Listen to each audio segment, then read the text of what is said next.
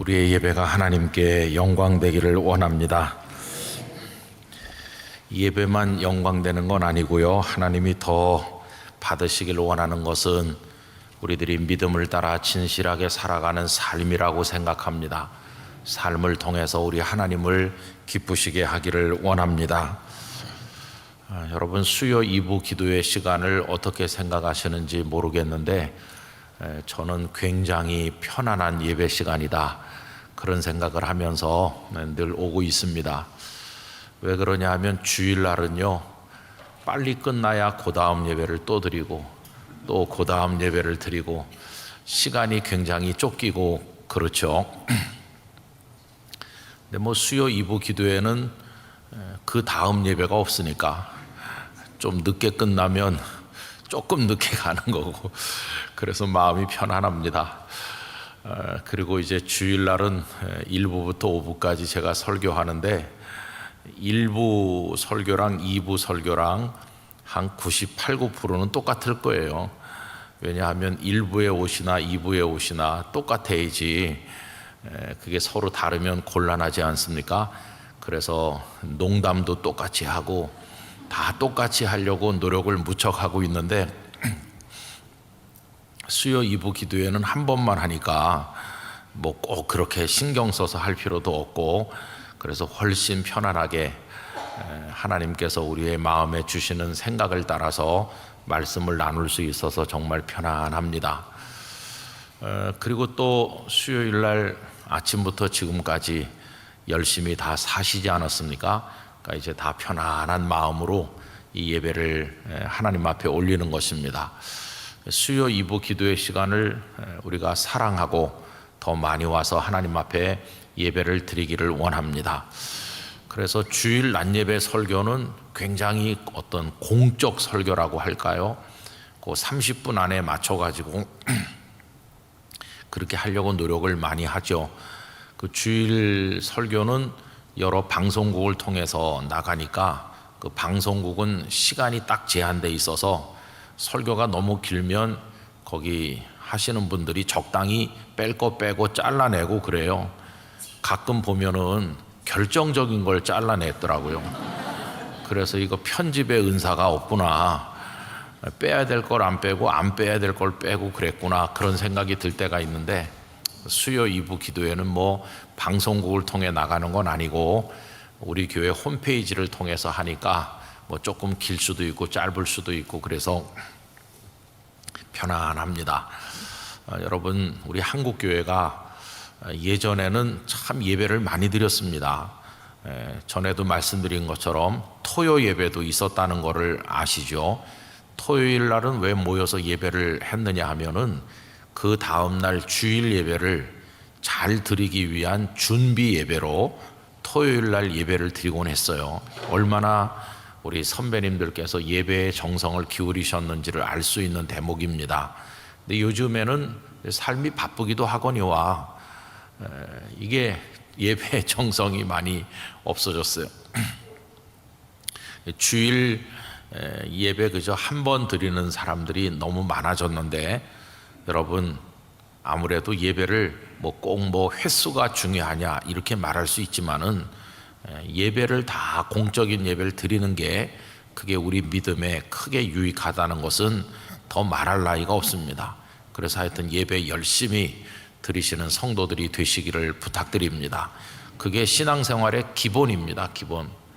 그래서 제가 지난번에도 어디선가 말씀드린 것처럼 나중에 제가 이제 은퇴를 해서 늙어도 저는 어느 교회를 가든지 새벽 기도, 그 교회 금요 기도에 모든 예배를 가야 되겠다, 이런 생각을 하고 있어요. 왜냐하면 그게 하나님께 영광 될 뿐만 아니라 우리 자신의 신앙을 위해서도 너무도 중요한 것이니까. 그래서 여러분들이 예배 시간을 사랑하시고, 또 이 수요 기도회는 2부 기도회는 또 저녁에 하니까 오기가 좀 힘드신 분들도 많지만 하여튼 어떻게 해서든지 마음을 여기다 두고, 멀리 계시는 분은 영상으로라도 꼭 같이 예배해서 우리 영락교회 성도들이 이 혼탁하고 어지러운 세상에 사시지만 예배가 나를 지켜주었습니다, 이렇게 고백할 수 있도록 아름다운 예배자들을 다 되시기를 축복합니다. 성경을 읽어보면은 이제 믿음의 참 모범이 되시고 훌륭하신 분들이 하나님을 찬양하고 승리의 노래를 부른 대목들이 구약 성경에도 많고 신약 성경에도 여러 군데 나오고 있습니다. 이제 그 중에서 빼놓을 수 없는 것이 디모데후서 4장 7절 8절이라고 생각합니다. 너무나도 잘 아시는 말씀이죠. 나는 선한 싸움을 싸우고 나의 달려갈 길을 마치고 믿음을 지켰으니 이제 후로는 나를 위하여 의의 면류관이 예비되었으므로 주 곧 의로우신 재판장이 그날에 내게 주실 것이며 내게만 아니라 주의 나타나심을 사모하는 모든 자의 계도니라. 아멘. 얼마나 확신에 찬 그런 승리의 노래인지 모릅니다. 선한 싸움을 싸우고 달려갈 길을 달리고 믿음을 지켰다.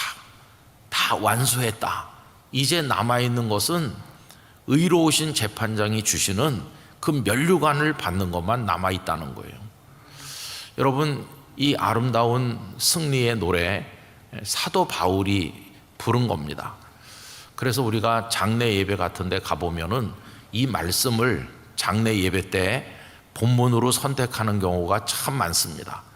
별세하신 그분의 인생도 사도 바울이 하나님 앞에 감사해서 노래한 것처럼 이렇게 다 잘 사시고 믿음을 지키시고 이제 여기 이르러 하나님의 부르심을 받으셨다, 이렇게 생각을 이제 하는 것입니다.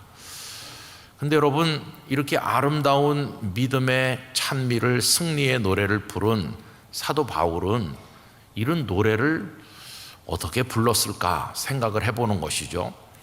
여러분, 이런 확신에 가득 찬 승리의 노래를 하나님 앞에 올리려면은 그 인생을 잘 살았어야 되고 실패가 없었어야 되고 모든 상황에 있어서 정말 아름답게 살은 사람만이 이런 노래를 부를 수 있지 않겠습니까?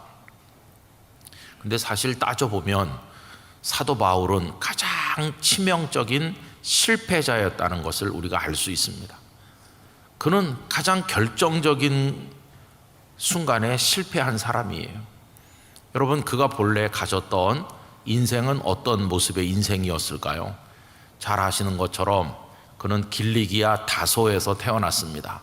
길리기아 다소는 오늘날의 터키에 있습니다.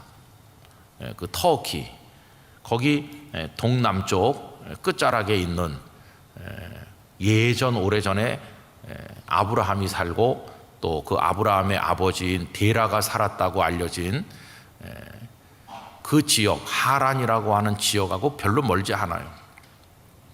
제가 거기 갔을 때 하란에 갔다가 그 다음에 그 길리기아 다소에 갔는데 그다지 멀지 않은 거리였어요. 거기서 그는 태어났습니다. 이 다소는 그 제법 로마 시대 때 헬라 문화가 발전했던 큰 도시 중에 하나죠. 내륙이긴 한데 그는 거기서 헬라 문화도 배우고 로마 문화도 배우고 이제 그렇게 배웠습니다. 그리고는 예루살렘까지 유학을 온 사람이죠. 다소에서 예루살렘까지 거리가 상당히 멉니다. 아마 그걸 뭐 측정을 해보진 않았지만은 제가 여기저기 다른 자료를 보면 직선 거리로만 따져도 1000km 이상 되는 상당히 먼 거리인데 그 길리기아 다소에서 그 붙이는 글을 예루살렘까지 보냈습니다. 그럼 예루살렘까지 온 이유는 뭘까요? 거기가 유대 신앙의 중심지고 예루살렘 성전이 있기도 하지만 당대 최고의 랍비였던 가말리엘이 예루살렘에 있기 때문이죠. 그래서 자기 아들을 가말리엘의 그 문화에서 공부하도록 하기 위해서 보낸 겁니다. 그러니까 그 부친을 비롯해서 가족들이 이 사울이라고 하는 아들에게 거는 기대가 굉장한 거죠. 모든 걸 다 쏟아서 그 아들의 뒷바라지를 한 것이고, 그리고 사울은 부모를 실망시키지 않았습니다. 거기 와서 가말리엘의 스와에서 열심히 공부를 했고, 그리고는 아주 지체 높은 그 예루살렘의 제사장, 심지어 대제사장들과도 교분이 있었습니다. 그래서 그는 그 밑에서 자신의 본분을 다하고 훌륭한 랍비로 다시 자신도 성장하고, 장차 유대 신앙의 중심 인물이 되고 예루살렘에서 존경받는 그런 인물이 되어서 그 인생을 빛내고 가문을 빛내리라고는, 그게 그의 계획이었어요. 그리고 얼마나 집요한 열심도 있었는지, 예수라고 하는 스승이 등장을 하고 그 추종자들이 나타났는데 그게 많이 퍼져나가는 것을 보았을 때 그는 분노를 참지 못했습니다. 그래서 우리가 이미 살펴본 것처럼 스데반 집사님께서 투석형으로 순교를 당하시던 그 현장에서 중요한 역할을 이 사울이 감당하기도 했습니다. 그리고 이제 오늘 이 9장에 와서 보면 그는 거기서 멈춘 게 아니라 다메섹, 다마스커스까지 가서 거기도 예수 믿는 자들이 있으면 잡아오겠다, 이렇게 생각을 해서 그곳에 있는 회당들에게 가는 공문을 대제사장에게 받았다고 오늘 본문에 나와 있지 않습니까? 여러분, 오늘 본문 1절과 2절을 보세요. 사울이 주의 제자들에 대하여 여전히 위협과 살기가 등등했다. 예수님을 믿는 사람들에 대해서 위협과 살기가 등등하고 분노가 이게 절제되지 않는 거죠. 이거를 우리는 이렇게 위협과 살기가 등등하다고 기록하고 있지만은 당시 그 대제사장이나 예루살렘 성전 종교에 심취해 있던 사람들의 입장에서 보면 사울이 어떤 사람으로 보이겠습니까? 정말 충성되고 열정이 있고 대단한 자신들의 인재로 여겨지지 않겠어요? 이제 그런 사람이었어요. 그래서 대제사장들에게 가가지고 다메섹 여러 회당에 가져갈 공문을 청하니, 여러분, 이 회당은 유대인들이 있는 곳이면 어디든지 있었습니다.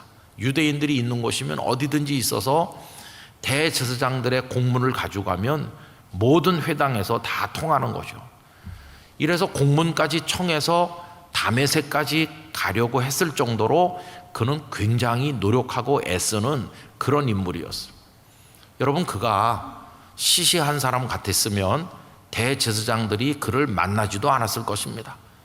대제사장 만나기가 지금 대통령 만나기보다 쉽지 않았을 텐데, 그런 시대에 이 사울이라는 사람이 알려지지 않은 사람 같으면 만나지도 않았을 텐데, 공문을 써서 그에게 맡기면서 그가 예수 믿는 사람들을 잡아오기를 기다렸을 정도니까 그를 무척 신뢰했다는 걸 알 수 있습니다.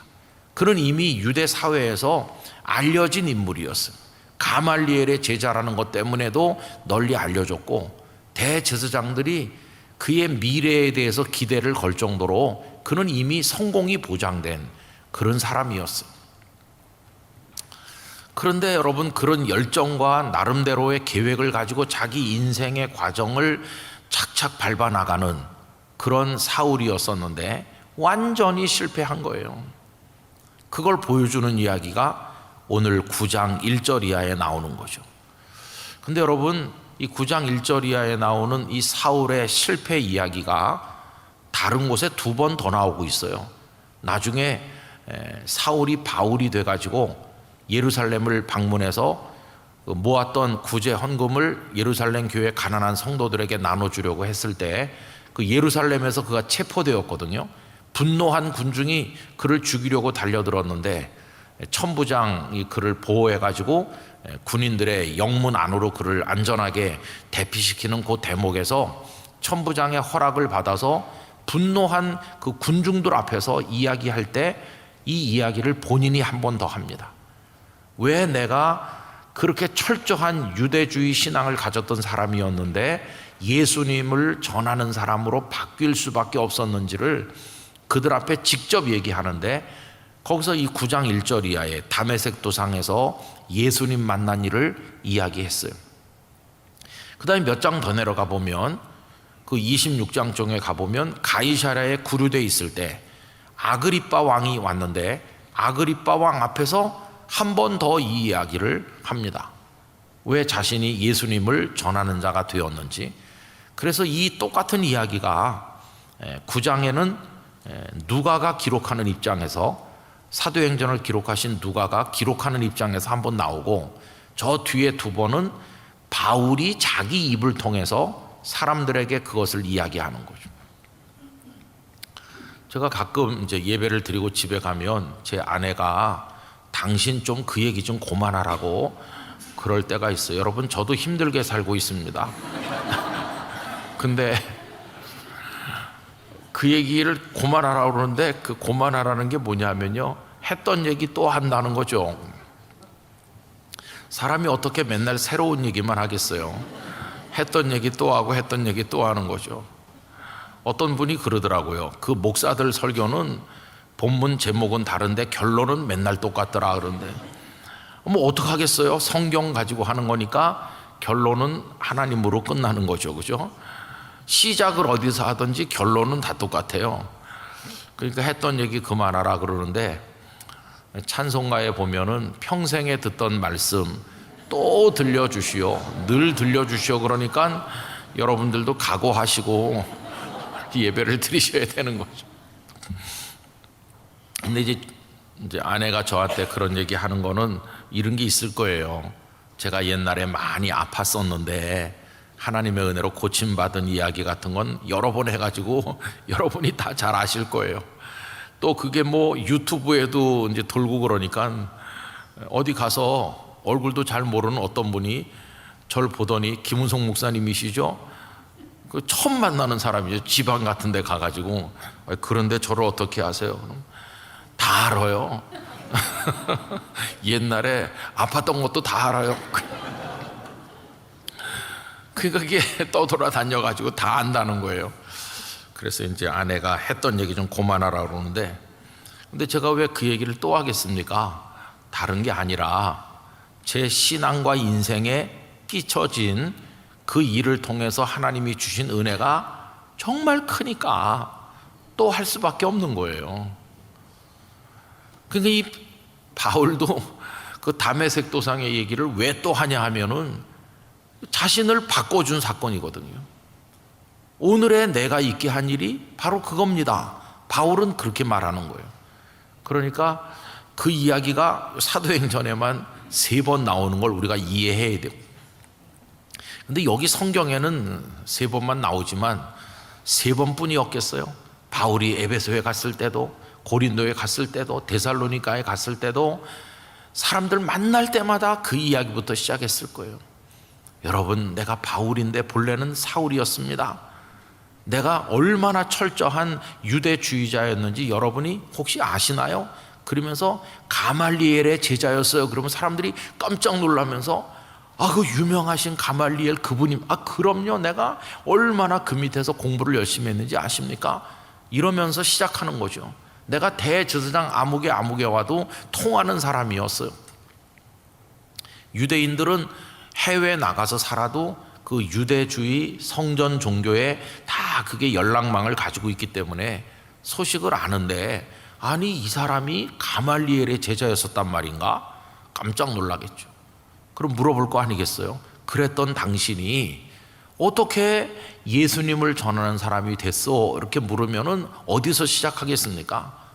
다메섹에 가던 그 얘기부터 할 수밖에 없는 거예요.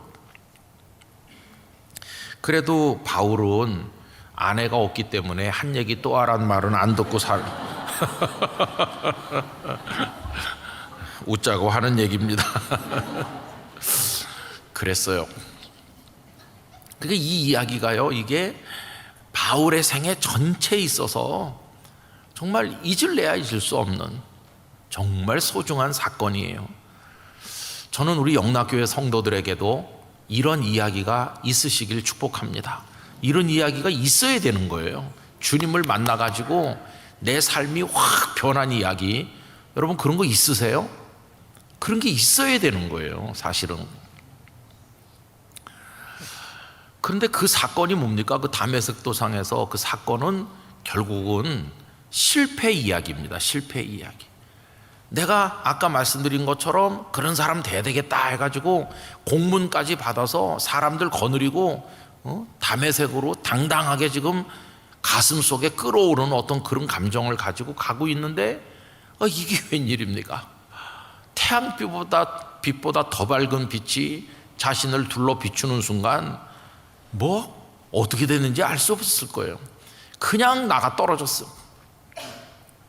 앞이 안 보이기 시작했어. 그 순간에 그가 받았을 두려움과 놀라움과 충격은 이루 다 말할 수 없었을 거예요. 그러면서 그의 인생이 그가 가려고 했던 길대로 간 게 아니라 완전히 달라졌어요. 오늘 말씀의 제목을 사람의 길, 주님의 길이라고 했는데, 한 사람 사울이 걸어가기를 원했던 그 길이 거기서 그냥 뚝 끊기고 만 거예요. 여러분, 그는 실패자죠. 그런 의미에서 그 먼 길리기아 다소에서 예루살렘까지 온 것도 다 소용없는 짓이 됐고, 가말리엘의 제자가 돼서 그렇게 열심히 공부했던 것도 아무 소용없게 됐고, 대제사장들과 통했던 것도 다 이제 소용이 없게 된 거예요. 그 어린 시절에 기울였던 적어도 20, 30년 이상의 노력이 물거품이 돼가지고 날아가는 순간이었어요. 그러니까 그 다메섹 도상에서 철저한 실패자가 됐습니다. 자, 그럼 여러분, 그 이후에 그는 어떤 말들을 하면서 사셨나요? 그렇게 쓰디쓴 실패를 경험하면 사람들은 비탄에 잠겨야 되고 인생을 저주하면서, 야, 나도 한때는 꿈이 있었고 그렇게 하려고 그랬는데 정말 이 지경이 되고 말았다고. 그러면서 무슨 일이 있으셨어요? 그러면 내 실패한 얘기 한번 말해볼까? 아, 이거 정말 이해가 안 되는 일이었는데 하면서 실패 이야기로 그 이야기를 할 거예요. 쓴 이야기. 안 믿는 사람들 같으면 소주라도 마시고 눈물이라도 흘리면서, 그래서 내 인생이 이렇게 죽을 쓰게 됐다고. 근데 바울은요, 그 실패의 이야기를 실패라고 말하는 게 아니라 최고의 은혜라고 말하는 거예요. 최고의 은혜라고. 그래서 그날 이후로 내 인생이 망가졌다고 말하는 게 아니라 가장 행복한 인생이 됐다고 말하는 거예요. 그래서 아까 읽어드린 디모데후서 4장 7절 8절처럼 승리의 노래를 부르는 거예요. 그럼 여러분, 그가 본래 계획했던 그 길은 끊겨버렸고 앞이 막혔고 실패였는데 마지막에 가서 승리의 노래를 부르니까 그게 실패입니까? 아니죠. 진정한 성공에 도달하게 됐다는 것을 알 수 있어. 그럼 어떤 분은 이렇게 말할 거예요. 아니, 그래서 고생 많이 하지 않았느냐고.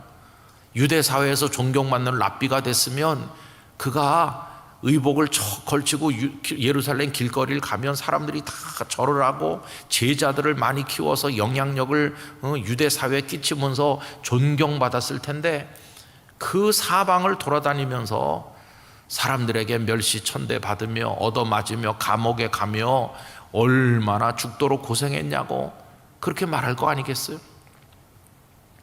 여러분, 이 대목이 이제 중요한 것입니다. 우리가 좋아하는 단어 중에 하나는 형통하다라는 것입니다. 우리 인생이 다 형통하기를 원하잖아요. 우리 성도님들의 삶이 형통하시기를 바랍니다. 근데 문제는 뭐냐면 무엇이 형통인가 하는 것입니다. 우리는 형통을 내가 가려고 하는 길로 잘 가게 되는 걸 형통이라고 생각하죠. 내가 세운 계획이 100% 성취되면 형통하다라고 생각하죠. 그런데 성경이 말씀하는 형통은 그런 게 아닙니다. 이거 이해를 잘해야 되는 거죠. 우리가 생각하는 형통과 성경이 말씀하는 형통은 전혀 달라요. 성경이 말씀하는 형통은 우리가 원하는 대로 된 것이 아니라 하나님께서 원하시는 대로 되는 게 형통입니다. 근본적으로 달라요. 그래서 내가 원한 게 아니고 하나님께서 원하신 대로 되는 게 형통이기 때문에 성경이 말씀하는 형통에는 내 인간적인 입장에서 보면 괴로움이 있어요. 좌절도 있어요. 그리고 좀 피곤하고 어려운 고통도 그 속에 있어요.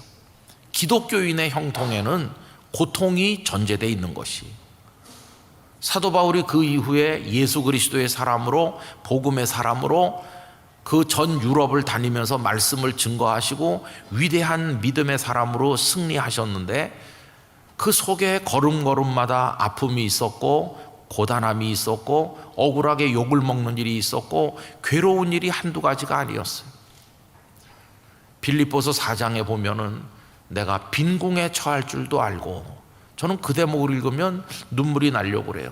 빈궁에 처할 줄도 안다. 여러분, 빈궁, 그냥 가난 그러면 좀 느껴지는 게 좀 약한데, 빈궁 그러면은 그 가난이 더 확 느껴지는 것 같아요. 비천하다, 그런 단어들. 저는 이렇게 살면서 주님의 종으로 부름받은 이들 가운데 빈궁으로 인한 고통을 받는 분들을 적지 않게 보아왔습니다. 종종 저랑 이렇게 전화나 카톡이나 이런 걸 연락하는 목사님들이나 선교사님들이나 그런 분들 중에도 너무 형편이 딱해가지고 저한테 그런 걸 연락하는 분들이 가끔 계셔요. 제가 그걸 읽어보면은 이렇게 어려운가, 정말 상상을 못할 만큼 빈궁한 그런 주의 종들을 볼 때가 있어요. 여러분, 사울은 바울이 되셨는데 그렇게 살 분이 아니었어요. 잘 살 수 있는 분이었어요. 그런데 그걸 지금 짊어지고 사는 거죠. 그런 어려움을. 그리고 지난 주일 낮예배 시간에도 잠시 말씀드린 것처럼 고린도에 가서 그렇게 애정을 가지고 복음을 전했건만 고린도 성도들은 바울을 오해했고 비난했고 바울을 얼마나 그렇게 멸시했는지 몰라요. 바울의 그 고통이 정말 컸습니다. 그런 대접을 받아가면서 사람들에게 인정도 못 받아가면서. 근데 그게 무슨 형통이겠느냐 이렇게 생각하는데, 바울이 걸어간 길은 형통한 길이었어요. 왜냐하면 고단함과 눈물과 고통이 있었으나 하나님이 원하시는 길을 갔기 때문에 형통한 것이. 여러분, 그런 형통을 아멘으로 받아들이실 수 있으신가요? 우리가 성경에서 형통한 사람 그럴 때 제일 먼저 떠오르는 인물 중에 한 분이 요셉입니다. 요셉. 우리 창세기 후반부에서 요셉의 이야기를 참 좋아하는데, 여호와께서 그와 함께 하심으로 그가 형통하였더라, 이런 말이 계속 나와요. 그런데 요셉의 형통 속에도 고통이 전제되어 있다는 걸 아시잖아요.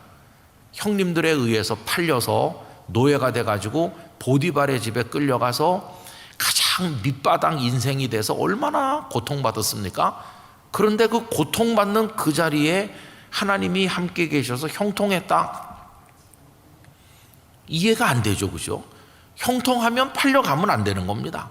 팔려가지 말고 아버지 집에서 호강하면서 잘 살아야 형통한 거지. 팔려가는 게 무슨 형통이냐? 노예가 되는 게 무슨 형통이냐?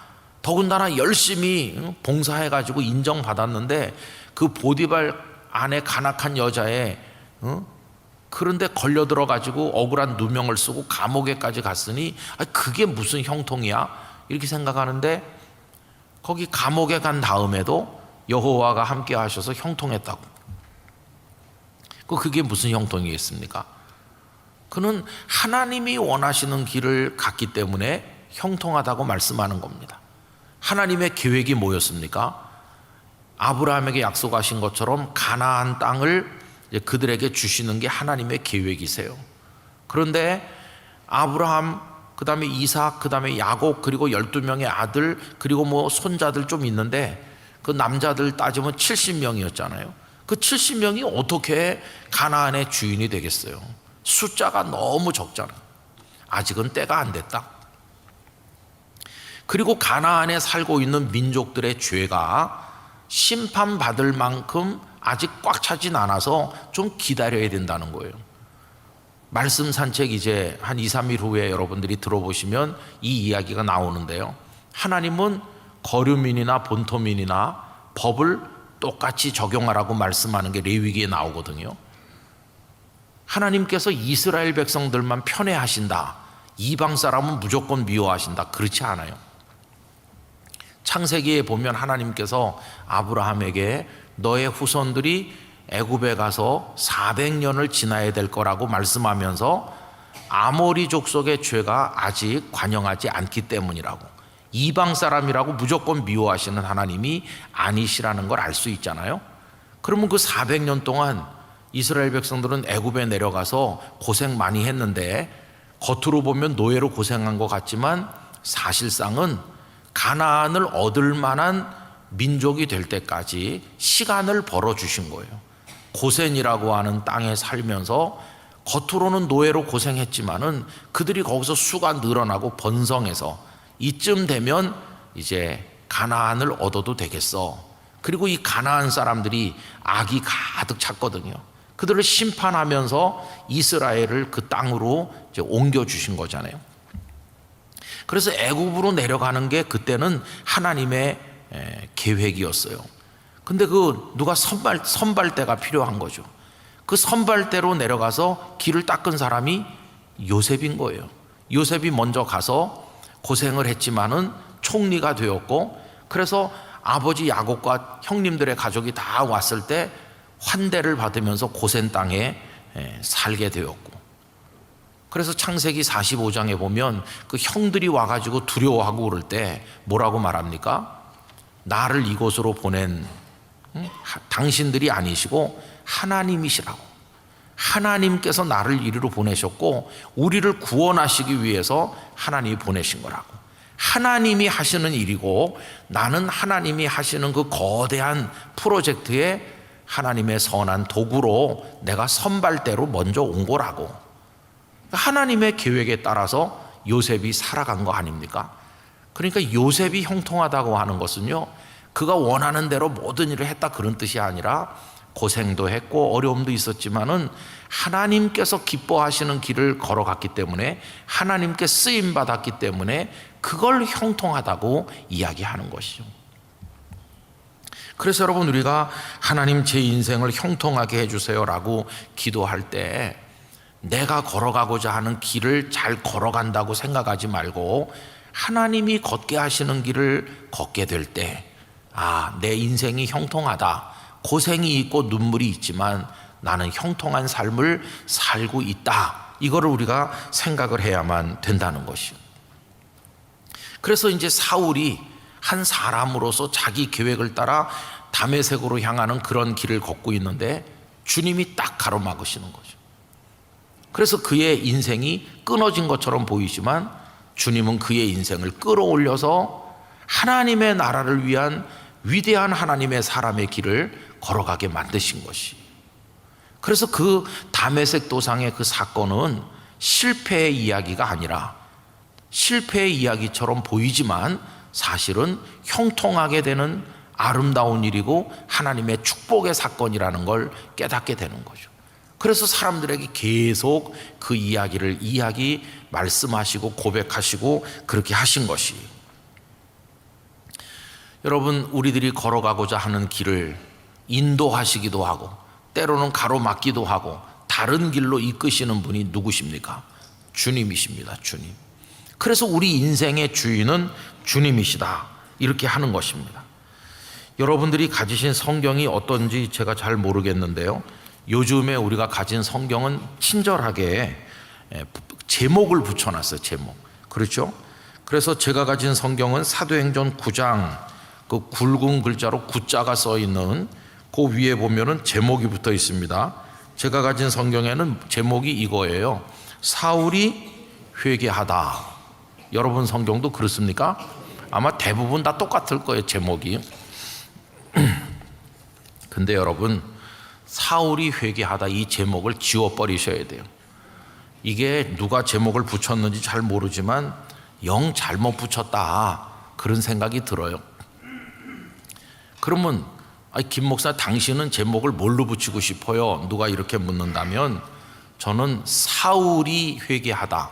사울이 주인공인 것 같잖아요. 사울이 주어잖아요. 이렇게 제목을 붙이면 안 된다고 생각합니다. 왜냐하면 그의 길을 가로막은 분이 계시잖아요. 그래서 그 주어가, 주인공이 누가 되셔야 되는 겁니까?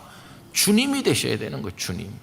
주님께서 사울을 회개하게 하시다 라든가, 주님께서 사울을 새로운 길로 인도하시다 라고 하던가, 그렇게 바꿔야 이게 맞다고 생각합니다. 오늘 우리가 여기 있는 거 주님의 인도인 줄로 믿습니다.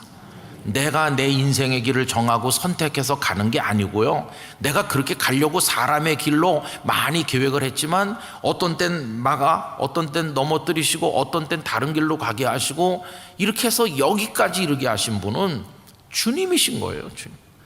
그래서 저는 믿습니다. 앞으로도 우리가 사람의 길을 선택해갖고 우리 의지대로 걸어갈 때 우리를 끔찍이도 사랑하시는 주님은 때로는 가로막으실 것이고 꾸중도 하실 것이고 주님이 원하는 길로 이끌어 가셔서 형통한 인생이 되도록 하실 것이라고 믿습니다. 그분이 우리 주인이시니까요. 그래야 천국으로 갈 수 있는 거예요. 우리가 우리 사람의 길대로 가면 어디로 가게 될지 모르는 건데, 그래서 주님께 우리를 온전히 맡기게 된다는 것이. 5절에 보면 나가 떨어진 그가 이렇게 놀란 마음으로 외칩니다. 5절 대답하되 주여 누구시니까 이르시되, 그 다음에 답이 뭡니까? 나는 내가 박해하는 예수라. 그가 예수님의 복음, 예수님을 믿는 사람 얼마나 박해합니까? 스데반 집사님 돌에 맞아 죽을 때 옆에서 못된 짓 하고, 그러면 예수님 입장에서 저놈 봐라, 저놈 아주 나쁜 녀석이네. 그러면은 예수님께서 그를 정말 벌 주려고 하면 어떻게 하시면 됩니까? 가만히 놔두면 됩니다. 그냥 가만히 놔두면서 내 갈 길로 가봐라. 너 가고 싶은 대로 가라. 가만히 내버려 놔두면 이 사울은 자기 멋대로 다니면서 예수님을 믿는 사람 계속 잡아다 가두고 죽는데 죽이는데 가담하고 계속 예수님의 원수로 살다가 마지막에 영원한 멸망에 떨어지겠죠. 만약에 예수님께서 저런 나쁜 놈이 있나? 이렇게 화를 내시고 미워하셨다면은 그냥 내버려 두셨을 거예요. 그런데 그의 앞길을 가로막으신 건 이유가 뭡니까? 네가 나를 박해하지만 나는 너를 사랑한다. 나는 너를 사랑해서 생명의 길로, 축복의 길로, 승리의 찬가를 부를 수 있는 길로 너를 이끌기로 결심했다. 이게 주님의 사랑인 것이. 여러분, 이게 사랑이 아닌 것처럼 주님이 내 인생 괜히 이상하게 만드신다 이렇게 생각하지만, 믿음이 깊어지면 주님의 사랑이구나. 나 같은 걸 내버려 두지 않으시고 인생에 개입하셔서 방향을 돌려주시고 깨닫게 하시고 정신 차리게 하시고 주님이 정하신 길을 걸어가게 하시는구나. 이럴 때 우리도 승리의 찬가를 부를 수 있게 된다고 믿습니다. 월요일 아침에 우리 영락교회 뜰에서 우리 신대원 동기 목사님들이 소풍을 출발하셨어요.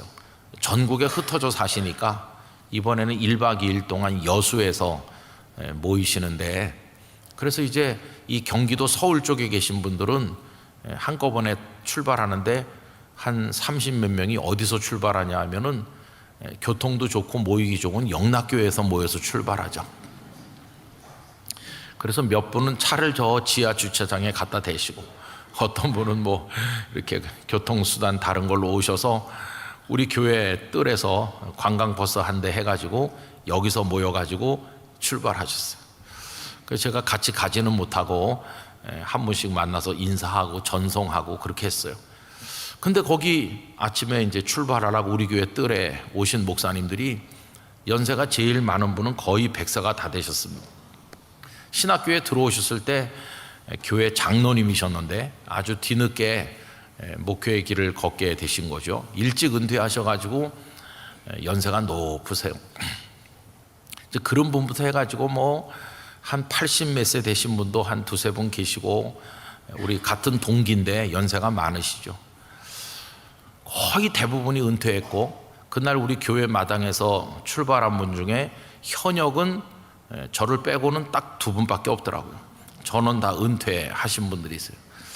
근데 보면은 다 고생들 많이 하셨고 고생 많이 하고 있어요. 어떤 분은 저 동남아시아의 선교사 35년 정도 하시고 여기 들어오셨는데, 뭐 여기 들어오니 누가 뭐 노후를 책임져 줍니까? 무슨 뭐 자녀들이 뭐 떼돈을 벌어서 봉양을 합니까? 선교사 수십 년 하고 오셔도 다 그저 사는 게 여의치 않고 뭐 그런 분들이 다 많아요. 그리고 또 어떤 분은 또 병환도 있으셔서 다리를 절뚝거리시는 분도 계시고, 옛날에 영락교회에서 부목사님 하셨던 분도 또 그 중에 계시고, 뭐 하여튼 그래서 그날 아침에 만났는데 출발한 다음에 제 마음이 짠하더라고요. 그 몇십 년 전에 신학교 강의실에서 만났을 때 그 푸릇푸릇하고 주님을 위해서 충성하겠노라고 왔던 그 젊고 주름살 하나 없던 그런 분들이 어떻게 다 이렇게 되셨나 생각을 하니까 마음이 짠해요. 근데 여러분 참 놀란 것은 우울해 보이는 사람이 없다는 거예요. 그날 아침에 거기 모인 분들이 다 밝게 웃으면서, 뭐 그분들이 무슨 출세를 했습니까? 어디 돈을 많이 모아놨습니까? 다 그저 노후가 다 넉넉지 않고 그렇게 사는데도 다 얼굴에 기쁨이 흘러 넘쳐요. 그럼 그게 뭘까요? 다 인생을 살고 마무리하는 단계에 접어들고 있는 그분들, 그 얼굴에 웃음이 뭘 얘기하는 겁니까? 그게 저는 사도 바울의 승리의 찬가를 얼굴로 고백하는 거라고 생각합니다. 믿음을 지켰다, 선한 싸움 싸웠다, 달려갈 길을 다 달렸다. 처음부터 그 길로 간 건 아니었겠죠. 어떤 분은 직장에 갔고, 어떤 분은 뭐 교회도 잘 안 가던 분도 있었고, 막 이렇게 다양하게 각자의 담의색을 향해서 가고 있었어요. 그런데 그들을 사랑하시는 주님께서 오래전에 사울을 사랑하신 주님 바울을 만드신 것처럼 그 목사님들 인생에 다 개입하시고 그분들의 담의색 도상에 나타나셔서 다 거꾸러진 경험이 있는 거예요. 주님 앞에 거꾸러져 본 경험이 있어요. 이제 자기 의지대로 자기 길을 가서는 안 된다는 것을 뼈저리게 경험을 했기 때문에 주님 당신의 것이 오니 원하시는 대로 이끄시옵소서. 그래서 주님 이끄시는 대로 가는 거예요.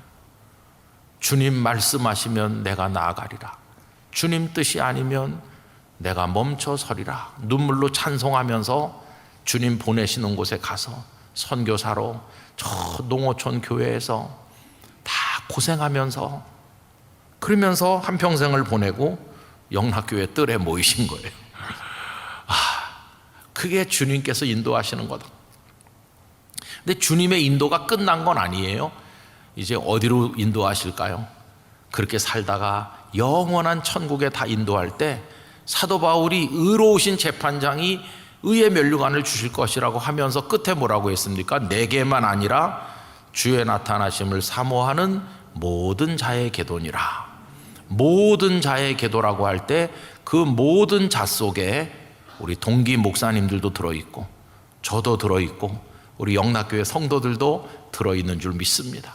우리도 다 그 면류관 받으면서 우리 생애가 끝날 때 주님, 제가 소시적에 살고 싶었던 제 인생은 아니었습니다. 저 고생도 많이 했습니다. 눈물도 많이 흘렸습니다. 그러나 이제 와서 보니 주님의 인도하심이었습니다. 그래서 감사하고 찬양합니다. 우리도 그런 고백과 함께 하나님 앞에 영광을 올리게 될 줄로 믿습니다. 그래서 이제는 어떻게 살아야 되느냐 하면은 내가 만든, 내가 가고 싶은 사람의 길은 이제 포기해야 돼요. 포기하고 주님이 정해주신 그 길을 따라 기쁨으로 순종하며 걸어갈 수 있기를 바라는 것입니다. 이 찬양을 잘 아시잖아요. 전에도 말씀드렸는데 이 세상을 살아가는 동안에 나의 힘을 의지할 수 없으니, 다 자기 힘을 의지하면 될 줄 알아요. 그런데 나의 힘을 의지해도 안 된다는 걸 깨닫는 것은 위대한 깨달음입니다. 나의 힘을 의지할 수 없으니 이제 어떻게 살면 될까요? 기도하고 낙심하지 말 것은 주께서 참 소망이 되심이라.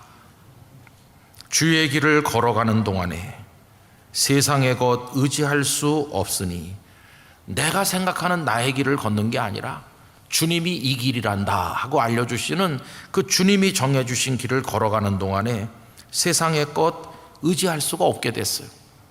사울이 자기 길을 갈 때는 스승이신 가말리엘도 의지할 수 있고 대제사장들도 의지할 수 있고 의지할 게 많았어요. 그때는. 그런데 이제는 주님이 정해주신 길을 가다 보니까 의지할 수 있을 것 같았던 그들이 이젠 다 원수가 됐고 공격하는 자들이 됐지, 이제는 그들을 의지할 수가 없어요. 이제는 의지할 분은 주님밖에 없는 거예요. 주님의 길을 걸어가는 사람, 주님밖에 의지할 분이 없는 것입니다. 그렇게 걸어가면서 감사하고 낙심하지 말 것은 주께서 참 기쁨이 되심이라. 감옥에도 갇히고 고단했죠. 그러나 바울은 빌립보 감옥 안에서도 한밤중에 일어나 하나님을 찬양했죠. 여러분, 고단한 믿음의 길을 걸어가도 주님께서 우리에게 참 기쁨 되어 주실 줄 믿습니다. 그래서 그 후렴이 이래요. 하나님의 뜻이 나의 비전이 되고. 그렇습니다. 주님이 이 길이란다. 이 길로 가면서 너는 이스라엘 백성들을 출애굽시켜야 된다. 너는 이렇게 해야 된다. 여러 가지 모세에게, 여호수아에게, 많은 믿음의 사람들에게 어떤 인생의 목표를 주실 때 거절하지 아니하고 순종하고 갔던 믿음의 선배들처럼 우리를 향한 하나님의 뜻을 평생의 비전으로 삼고 순종하는 우리가 돼야 될 것입니다.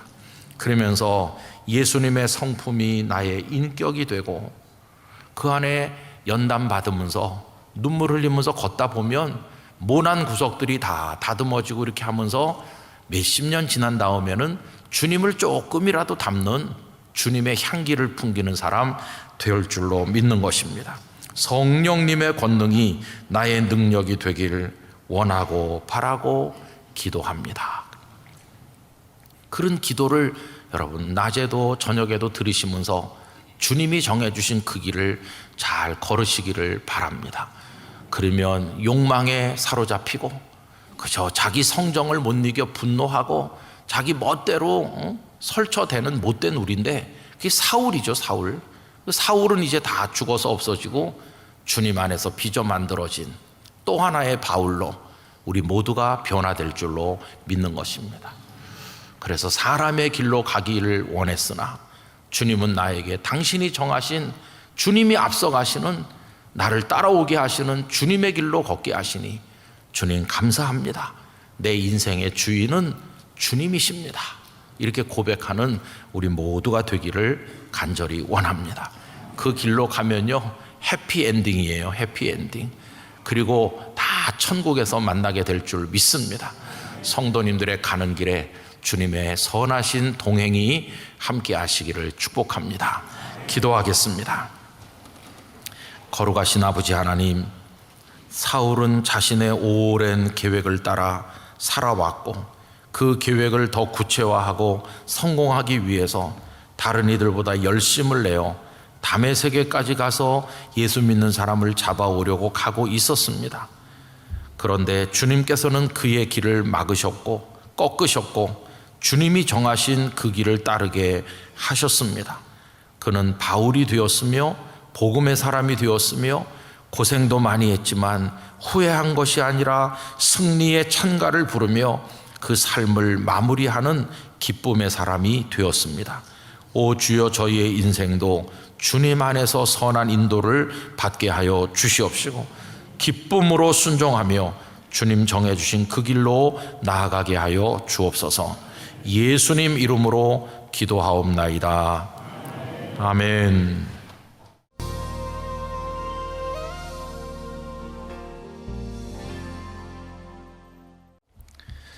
찬양해 주신 그대로 오늘 저녁에 우리의 마음에 생명의 양식을 주시기를 간절히 바랍니다.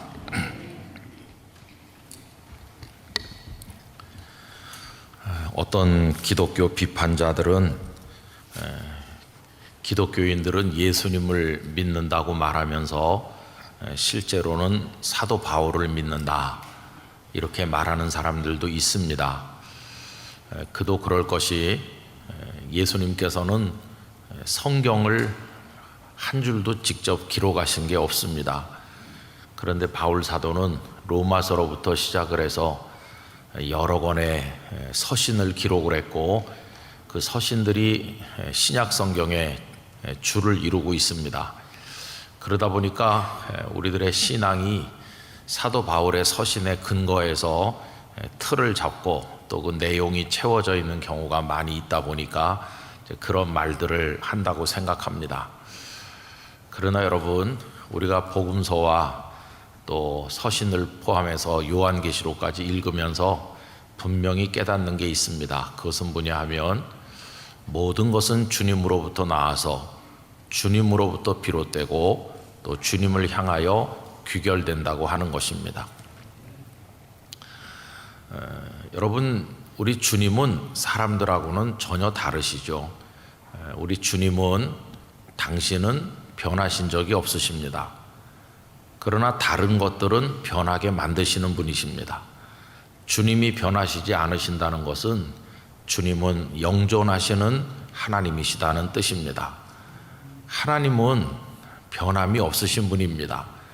불완전한 것이 온전해지는 거라든가 또 아름다웠던 것들이 추해지는 것이라든가 이런 건 어느 방향으로 일어나든지 다 그것은 변하는 겁니다.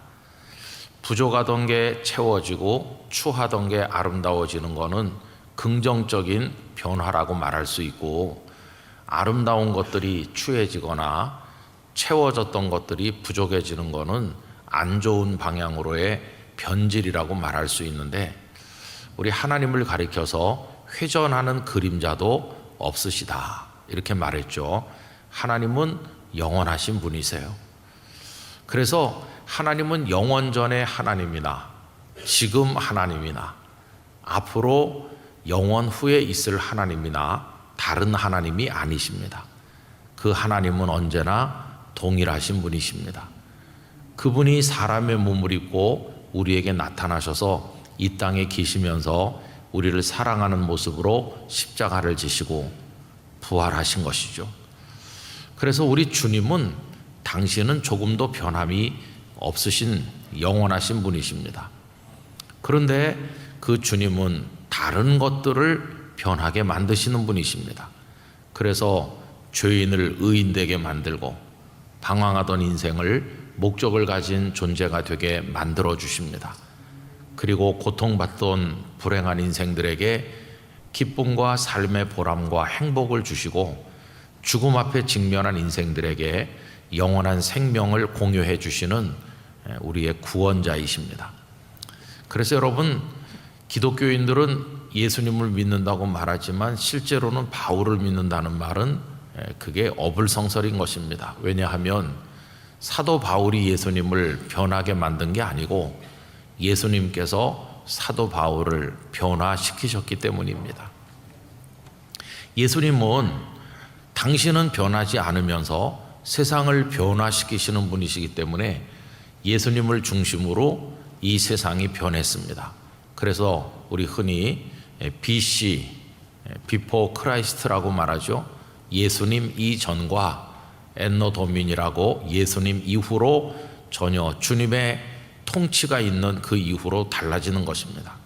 근데 그건 역사 전체만 그런 게 아니고 한 사람의 인생에도 BC와 AD가 있는 것입니다.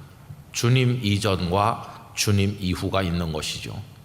그래서 사울이라는 한 사람을 두고 보면 다메섹 도상에서 예수님을 만나기 이전과 예수님을 만난 그 이후로 그의 인생이 달라진다는 것을 알 수 있습니다. 그래서 예수님 당신은 변하지 않지만 사울이라는 한 사람을 변하게 만드셔서 그래서 바울이 되게 하신 것입니다. 우리가 사도행전 9장을 읽으면서 지난 주일에는 1절부터 오늘 본문 이전까지 읽었고 오늘 이제 곧 다음부터 읽었는데, 지난 주일에 읽었던 말씀은 그가 다메섹으로 가다가 태양빛보다 더 밝은 빛 가운데 나타나신 주님을 만나서 땅에 거꾸로 지면서 앞을 보지 못하게 되는, 그가 가는 길을 주님께서 막으시는, 그래 지난 수요일에 사람의 길, 주님의 길 이런 제목으로 우리가 말씀을 생각했었습니다. 근데 이제 오늘 읽은 본문에 오면은 앞을 보지 못하게 돼서 사람들에게 끌려 들어갔던 그가 다시 보게 된지라, 눈이 열리는, 이거는 상징적으로 그가 새 사람이 되었다는 것을 의미하는 것입니다. 그래서 여러분, 주님은 우리를 변화시키시는 분이심을 알 수 있는 거죠. 저는 우리가 날마다 주님 안에서 새로워지기를 원합니다. 그런 중 누구든지 그리스도 안에 있으면 새로운 피조물이라 이전 것은 지나갔으니 보라 새 것이 되었도다.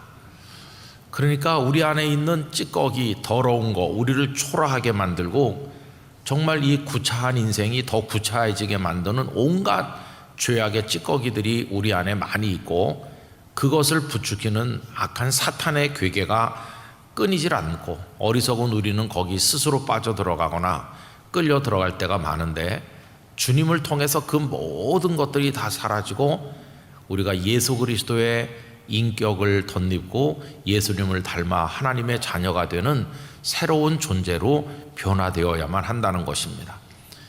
구습을 쫓는 옛사람을 벗어버리고 주님 안에서 새 사람을 입어야 되는 거죠.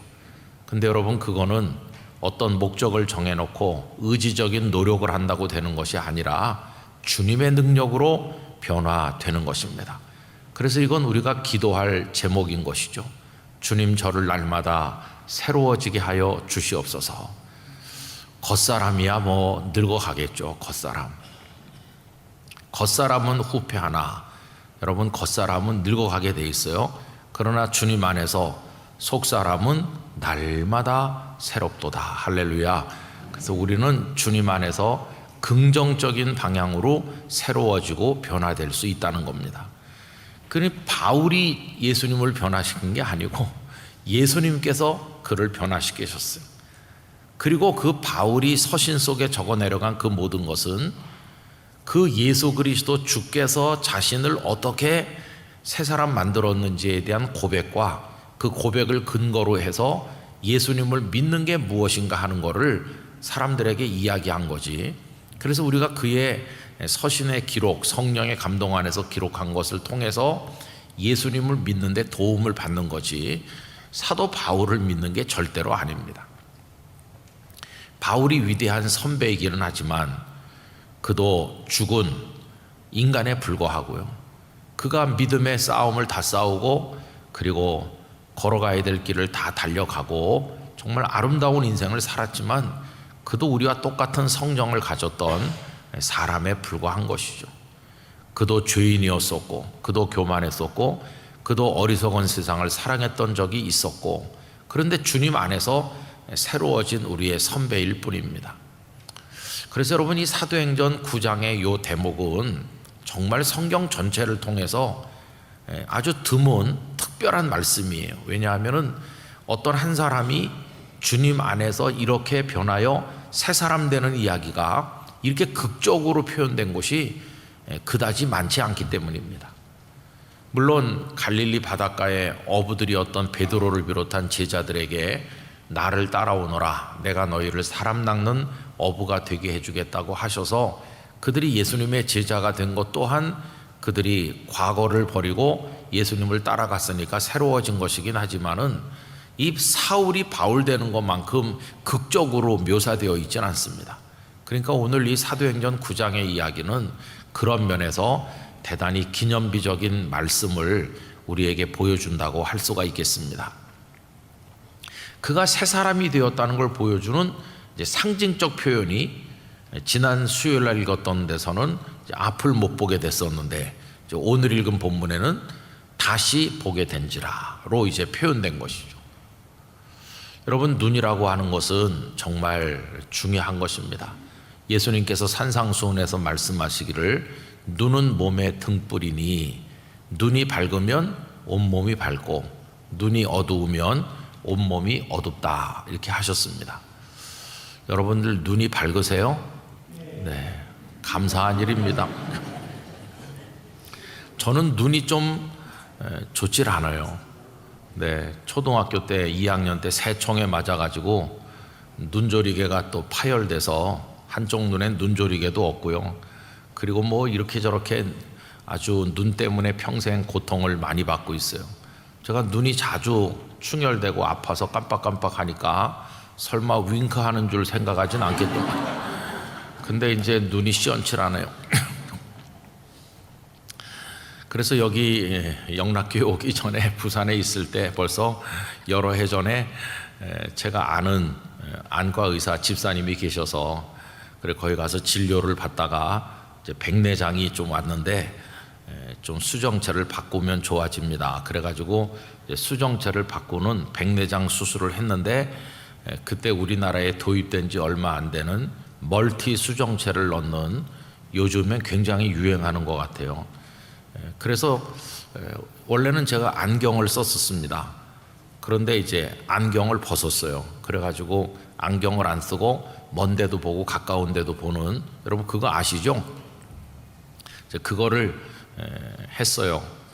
그리고 아내는 이제 보호자로 저를 따라왔다가 그냥 덩달아 했어요.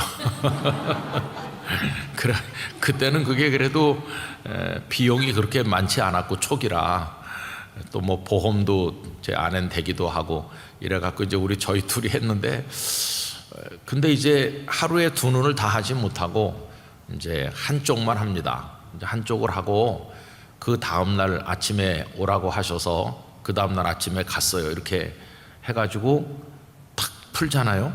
탁 푸는 그 순간 확 밝아지는 거예요. 그 밝아지는 거.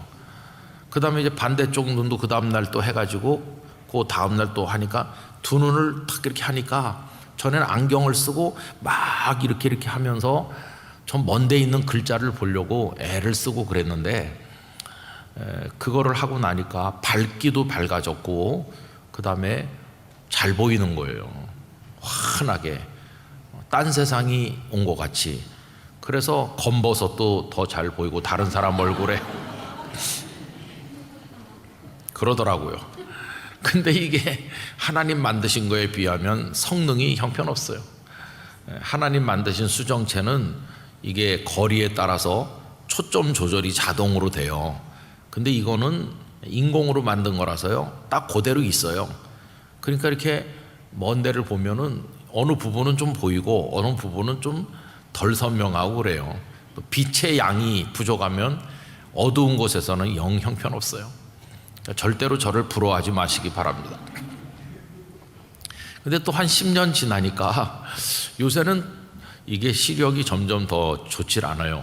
그래서 여기 강대상에 앉아서 이렇게 성도님들을 보면 어떤 분은 얼굴이 좀 보였다가 어떤 분은 선명히 안 보였다가 좀 그 정도밖에 안 돼요. 시원치 않죠. 그래서 언제 또 그 집사님을 한번 찾아가서 보여볼까 그런 생각을 하고 있는데, 여러분 사람의 눈이 얼마나 중요해요. 저는 모세가 부럽습니다. 120세가 되어도 그 눈이 흐리지 아니하고 기력이 쇠하지 아니하였다.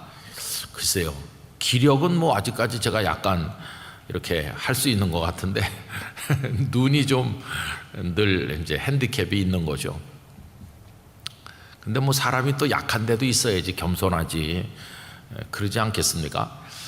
근데 여러분 어쨌든 이렇게 육신의 눈도 그래요. 육신의 눈도 더 밝고 더 어둡고.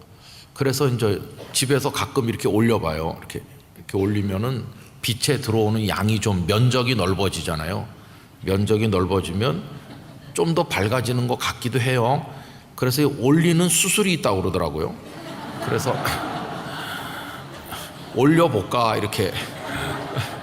근데 언제 올리겠어요? 그거 올리려면 한 두세 주 교회를 안 와야 될 것 같은데, 그리고 제가 이상하게 돼서 나타나면 여러분들이 또 충격받을 거 아니겠어요? 이제 농담인데요. 육신의 눈도 그렇잖아요. 근데 여러분 다시 보게 된다고 할 때, 지금 이 사울이 땅바닥에 엎드러졌을 때는 앞을 못 본 겁니다. 이 육신의 눈이 어두워진 거죠. 근데 눈에서 비늘 같은 게 떨어지면서 그 아나니아가 와서 기도해 줄 때 다시 보게 됐다는 거는 육신의 눈을 다시 보게 됐다는 뜻이죠. 근데 진짜 중요한 것은 그가 육신의 눈만 다시 보게 된 게 아니에요. 세상 보는 마음의 눈이 달라진 거예요. 왜냐하면 새 사람이 됐으니까.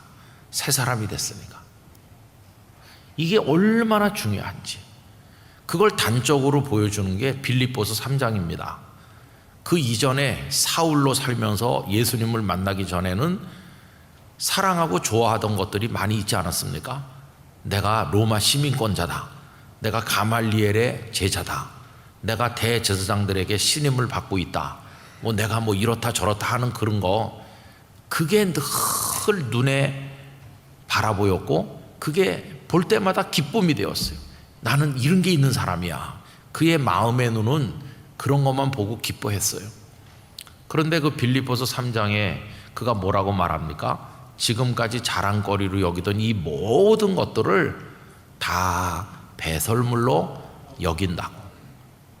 다른 사람들이 뭐라고 할 거예요? 아니, 이 사람이 정신이 돌았나? 이러겠죠. 근데 그게 왜 그렇게 이야기할 수 있냐 하면은 이제는 눈이 달라져서 그래요. 눈이 달라져서. 여러분, 사람이 사람을 볼 때도 비슷한 것 같아요. 젊었을 때는 겉모습을 많이 보기가 쉽죠. 겉모습. 그렇지만은 조금 철이 들고 생각이 있는 마음의 눈이 열린 사람은 상대방을 볼 때 속을 보지 겉을 보지 않습니다. 진짜 사람을 제대로 만나려면은 속 사람을 가늠해 볼 수 있는 마음의 눈이 밝아져야 되는 거죠.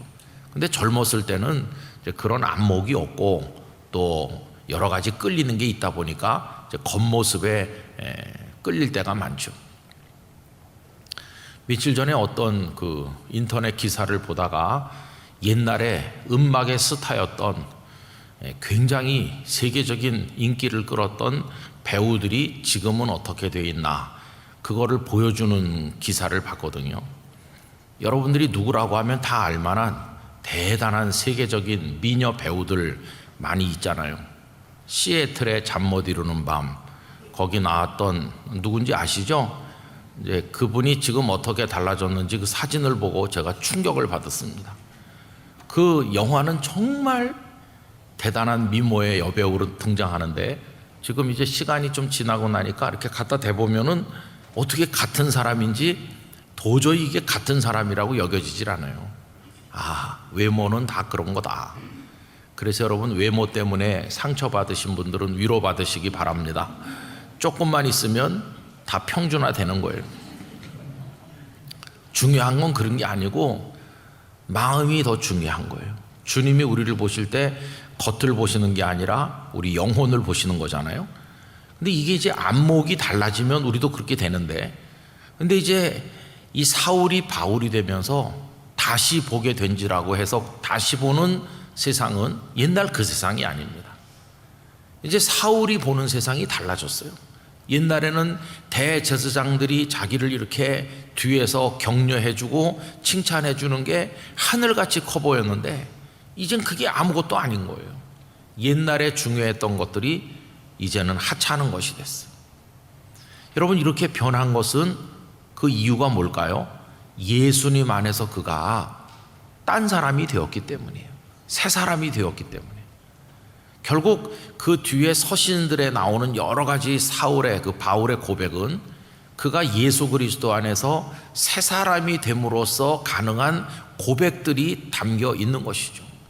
근데 우리도 역시 죄인으로 우리를 위해 욕망 가운데 살다가 예수님 안에서 구원받은 하나님의 자녀가 됐기 때문에 그 바울의 고백을 읽으면 아멘이 나오는 거예요. 아멘. 공감할 수 있고 그의 고백이 오늘 우리의 고백이 되는 거죠. 여러분, 이렇게 사람이 달라지도록 변화되도록 하시는 분은 우리 주님이십니다. 주님. 근데 이 변화는 일회적인 것이 아니고 급격하게 이루어지는 것도 있지만 점진적인 것이고 계속되는 것이에요. 주님의 나라에 부름받는 그날까지 날마다 우리 안에 새로움이 나타나게 되기를 원하는 것입니다. 자, 그런데 여러분, 놀라운 것은 뭐냐 하면은 우리가 이 새로워지는 것은요, 우리에게 일어나기 전에 이미 하나님의 뜻 가운데서는 시작되었다는 것입니다. 이제 그가 새로운 눈을 뜨게 되기 직전에 벌써 우리 주님은 정해 놓으셨어요. 아나니아 이야기가 오늘 본문에 나오죠. 그 다메섹의 아나니아라고 하는 주님의 제자가 있었는데 그에게 가서 사울을 만나라 이렇게 하잖아요. 직가라는 거리, 이 직가는 아주 똑바로 곧게 뻗은 길, 그런 뜻입니다. 옛날 한자 번역을 하다 보니까 직가라고 그랬는데 곧게 뻗은 길을 말하는 거예요. 거기 유다라는 사람의 집에 가서 사울을 찾으라 그러니까 이 아나니아가 처음에는 망설이잖아요. 이 얘기는 우리가 다음 수요일 날 이제 아나니아 얘기는 해보도록 하고요. 자, 이래가지고 아나니아가 이제 사울을 만나는 거죠. 근데 아나니아가 처음에는 사울이 우리를 핍박하려고 왔습니다. 예루살렘에서도 핍박을 했습니다. 이제 이런 투로 얘기하니까 주께서 그 아나니아에게 하시는 말씀이 오늘 본문에 나와 있습니다. 여러분 오늘 본문을 우리 찾아서 확인을 해보면 좋겠는데요. 이게 하나님의 뜻이 어떻게 결정되어 있는지 15절 말씀 다 같이 읽어보겠습니다. 주께서 이르시되 가라, 이 사람은 내 이름을 이방인과 임금들과 이스라엘 자손들에게 전하기 위하여 택한 나의 그릇이라. 아멘. 여기 지금 뭐라고 말씀했냐 하면은 아나니아가 망설이니까 가라고, 네가 만나야 될 그 사울이라는 사람은 내가 택한 그릇이라고 말씀하시는 거예요. 이미 주님이 그를 택하신 거예요. 그러면 이 사울이 다메섹 도상에서 예수님을 만나 거꾸러지는 그것이 있기 전에 벌써 주님은 그를 택하신 거예요. 이 사울이 스데반 집사님이 돌에 맞아 순교하시고 할 때 못된 짓을 하고 있었는데 벌써 그 전에 주님은 그를 택하신 거예요. 여러분 이건 참 놀라운 것입니다. 벌써 택해 놓으셨고 그를 주목해서 보시고 하고 계시다가 다메섹으로 가는 길에서 딱 나타나신 거예요. 그리고 눈에서 비늘 같은 게 떨어지면서 다시 보게 되면서 그가 변하여 새 사람이 되고 예수 그리스도의 사람으로 이제 달라지게 된 건데, 그 변화시켜 주시는 주님의 은혜가 사울에게 도착하기 전에, 사울에게 일어나기 전에 벌써 그 전에 주님은 그렇게 되도록 정해 놓으셨다는 거예요. 여러분 이걸 생각해 보면 참 신비로운 겁니다. 어떤 사건, 어떤 주님의 손길, 주님께서 우리 인생을 빚어 만드시는 일이 오늘 일어나요. 오늘 내게. 근데 여러분 우리를 향한 주님의 일은 벌써 언제 시작된 것일까요? 우리가 모를 때 벌써 시작된 것이에요. 벌써 시작돼서 주님은 우리를 지켜보시고 계획 가운데 인도하시다가 그게 오늘 내게 나타나서 나는 오늘에서야 알아요. 오늘에서야 주님 이렇게 하지만 내게 그런 은혜를 주시기 위한 하나님의 계획은 벌써 시작된 거예요. 벌써. 제가 이 말씀을 오늘도 또 오후에 다시 한번 읽으면서 마음에 흥분이 되더라고요. 그러면 오늘도 주님은 우리의 내일을 위해서 뭔가를 하고 계실 거 아니겠어요? 그러니까 그게 아직 우리에게 주어지지 않았고 도착하지 않아서 그렇지, 오늘은 주님이 어떤 선물을 나를 위해 준비하고 계시다가 내일 나에게 주실까 생각을 해보니까 이건 정말 얼마나 기대가 되는지 알 수 없어요. 여러분 이래서 우리 안에도 우리를 새롭게 만드시는 주님의 손길이 끊임없이 지금 이어지고 있다는 사실을 우리가 확신한다면 우리의 미래에 대해서 두려워하지 않게 될 것이에요. 주님은 나를 위해 준비하고 계실 줄 믿습니다. 믿음으로 우리 인생을 주님께 맡기는 거죠. 지금 이가 달라져 가지고 새 사람 되는데 그 중에 한 가지 힌트가 있어요. 그게 뭐냐 하면은 그가 기도하는 중이다 이렇게 나오잖아요. 여러분 어디를 보시느냐 하면 11절 말씀 보십시오. 11절 주께서 이르시되 일어나 직가라 하는 거리로 가서 유다의 집에서 다섯 사람 사울이라 하는 사람을 찾으라. 그 다음에 뭐라고 했나요? 그가 기도하는 중이니라. 근데 여러분 앞도 못 보게 돼가지고 사람들 손에 이끌려갖고 들어간 이 사울이 지금 얼마나 충격을 받았겠어요. 어마어마한 충격을 지금 받았을 거 아니겠어요? 그러면 충격을 받고 앞도 보지 못하면서 더듬거리면서 지금 있는 건데 그가 기도하는 중이라고. 그러면 그때 사울이 무슨 기도를 드렸는지 여러분 궁금하지 않으세요? 이런 정도의 충격을 받고 앞을 못 보는 상태로 끌려 들어가면은 무슨 기도를 드리고 있었을까?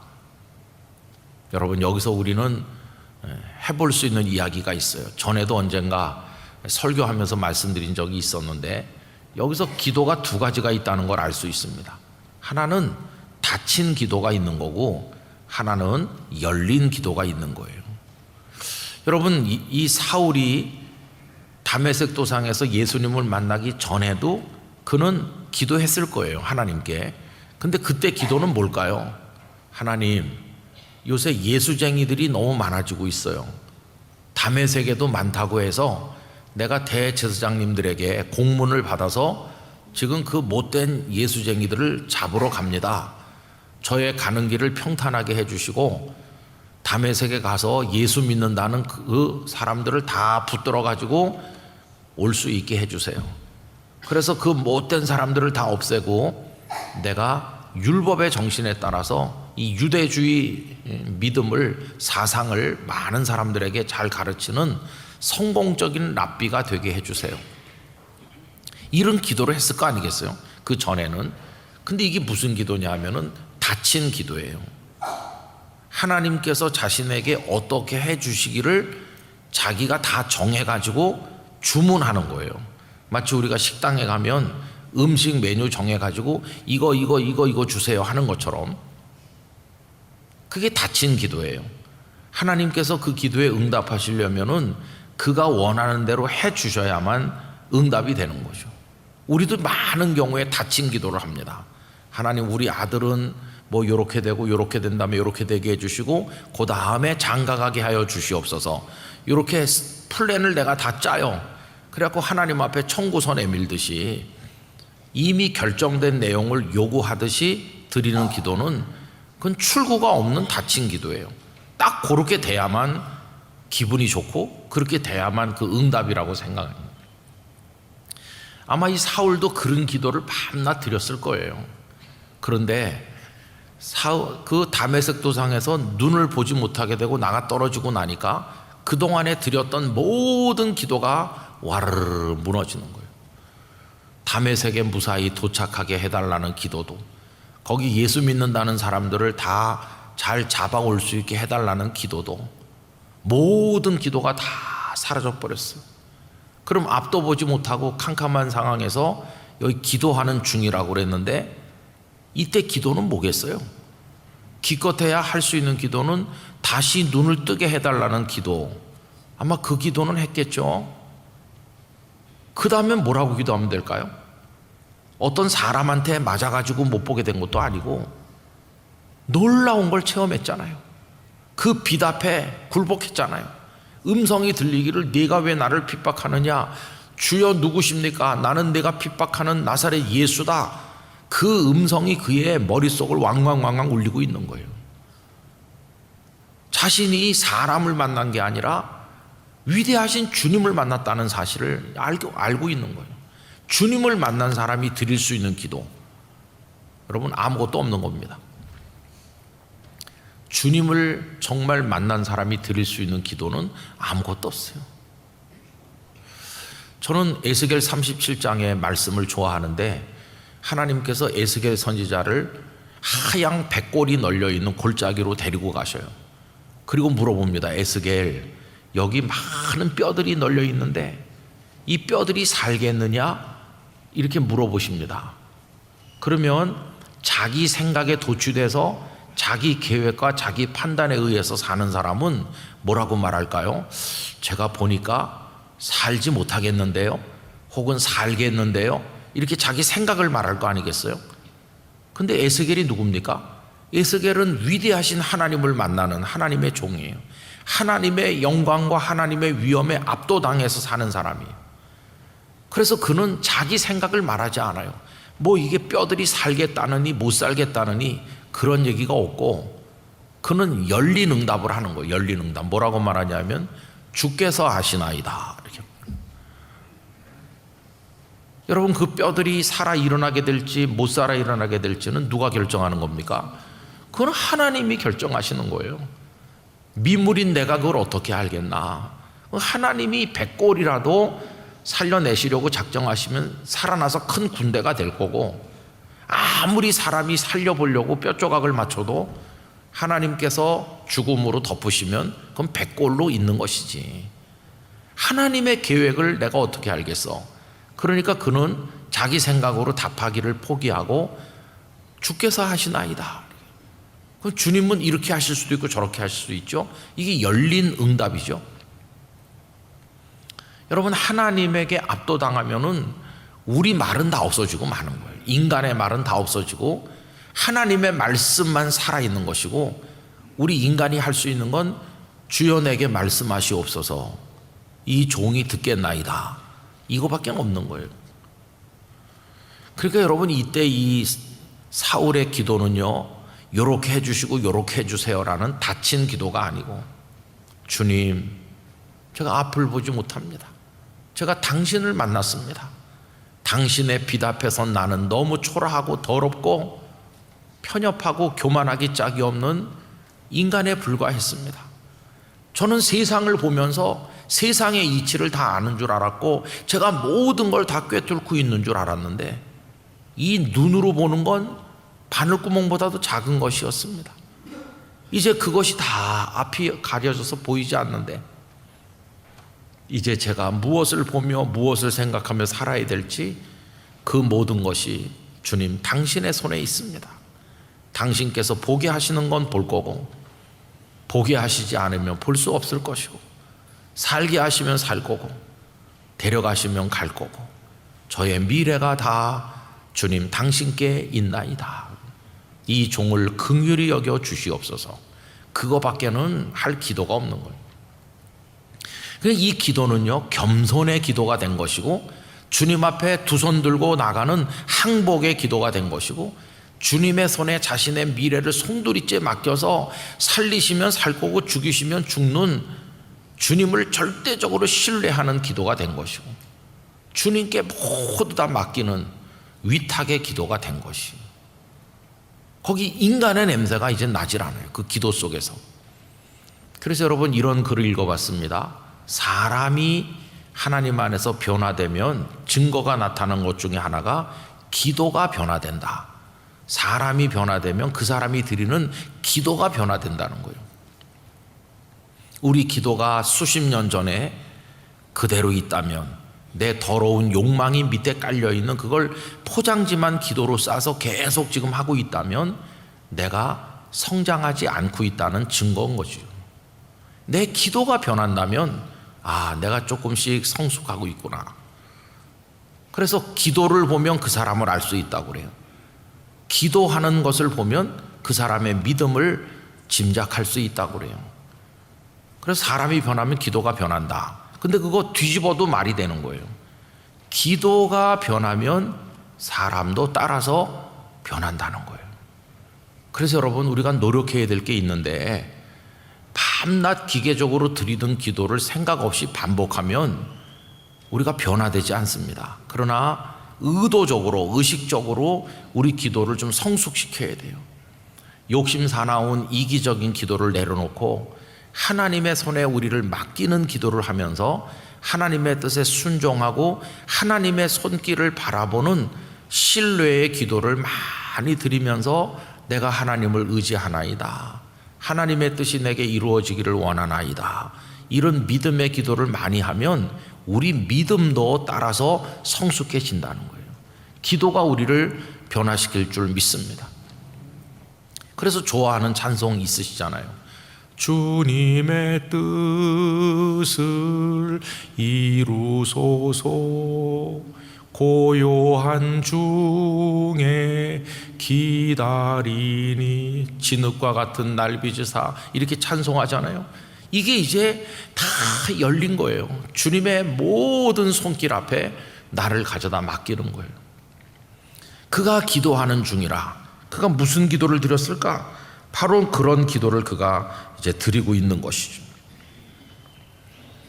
그러면서 사울이 변하여서 이제 바울이 된 것이에요. 그가 변한 증거가 기도에서만 나타나는 게 아니라, 이제 다음번에 우리가 생각할 때 보면은 당장 다메섹에 있는 사람들을 만나서 예수님이 그리스도이시다라고 증거하는 증거자가 되는 거죠. 여러분, 이 얘기는 이제 다음에 우리가 하게 될 것인데, 오늘 저녁의 주제는 그래서 우리가 어떻게 주 안에서 변화되고 있는가 하는 바로 그 이야기를 하는 것입니다. 저는 목사로 지금까지 살고 있지만은 전에는요 제 목적이 이런 거였어요. 목회를 잘해야 돼. 그러려면 설교도 좀 잘해야 돼. 성경도 좀 더 많이 읽어야 돼. 그리고 어떻게 하면 성도들과 잘 소통하면서 교회 일이 이렇게 부딪히지 않게 잘 이어져 나가도록 해야 될까?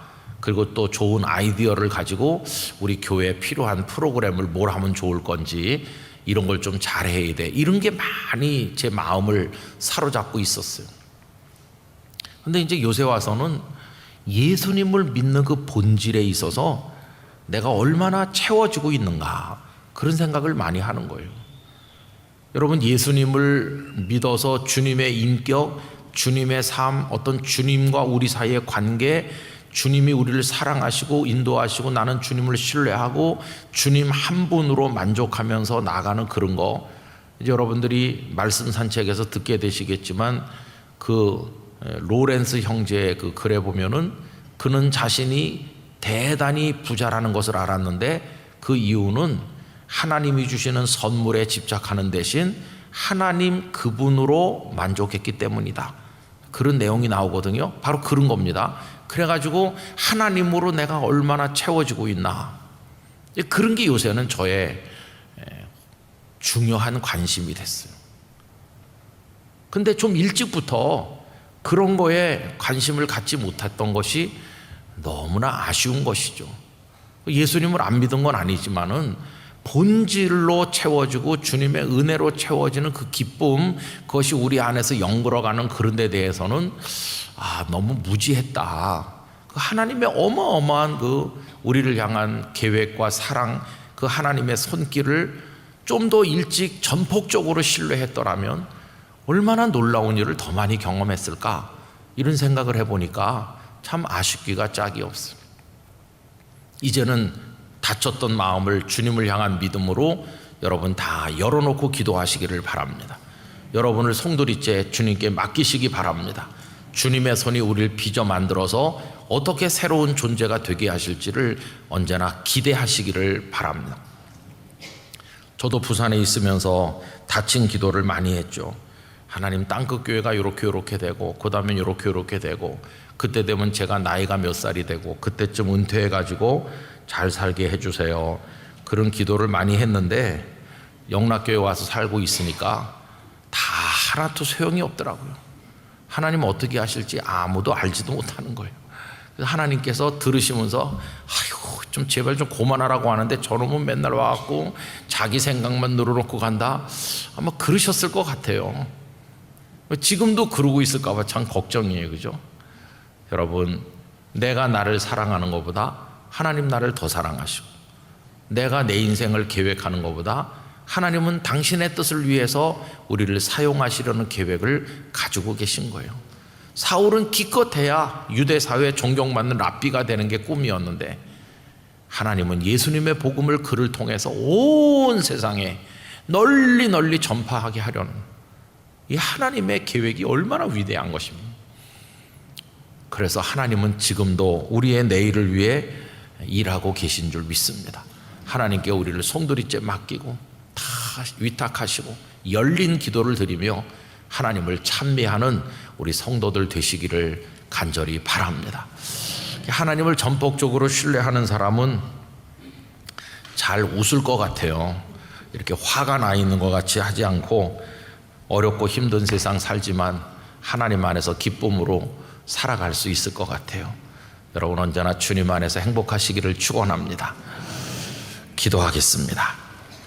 아버지 하나님, 시간은 끊임없이 흘러갑니다. 저희들의 인생도 그에 따라 목적지를 향해 다가가고 있습니다. 세월은 흘러가고 우리 자신은 나이가 먹어가는데 믿음만 제자리에 있는 것 같아서 언제나 죄송할 뿐입니다. 사울이 다메섹 도상에서 주님 만나기 훨씬 전부터 주님께서는 이미 그를 택한 하나님의 종으로 세워놓으시고 그를 위한 계획을 차근차근히 진행하셨던 것을 저희들이 알고 있습니다. 그저 하나님께 맡기고 신뢰하면 하나님께서 영광 받으실 것이고 그에게도 복이 될 것인데 그가 몰랐듯이 오늘 저희들이 그렇습니다.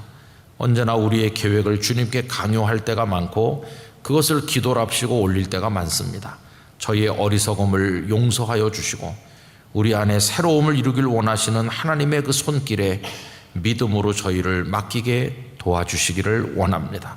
주 안에서 새로워지고 주 안에서 놀라운 능력을 경험하고 주 안에서 아름다운 주님의 사람으로 우뚝우뚝 서도록 우리 영락의 성도들을 축복하여 주시옵소서. 믿음을 주시옵소서. 예수님의 이름으로 기도하옵나이다. 아멘.